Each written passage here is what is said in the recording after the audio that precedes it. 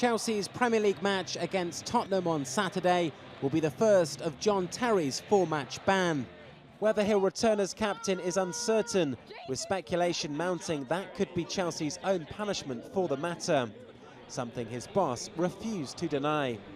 We do not discuss publicly the disciplinary matters that we take against our players, so we will wait to see. Over the many years that he's been here, he's shown a lot of qualities, but he realized and he accepts that on that day he probably fell below his standards and the club standards. There's added spice in Saturday's fixture. It pits Andre Villas-Boas against the club who sacked him at the beginning of the year. But the Portuguese is not thinking about revenge.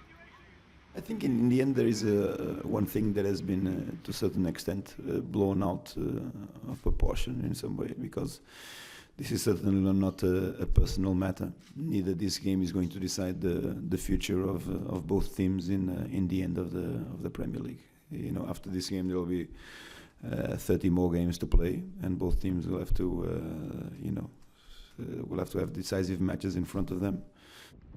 Meanwhile, Manchester United are at home to Stoke.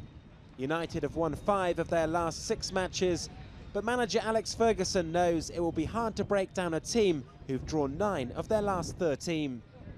Got the Jolly Green Giants come to play against us tomorrow. The biggest team in Europe.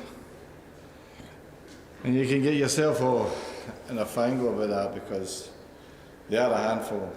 Set-piece play, long throw-ins, but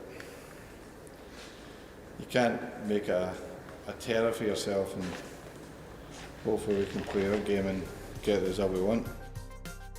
Elsewhere, Manchester City will hope to capitalise on any slip-up by Chelsea when they take on West Brom at the Hawthorns. Arsenal travel to Norwich in Saturday's evening kick-off.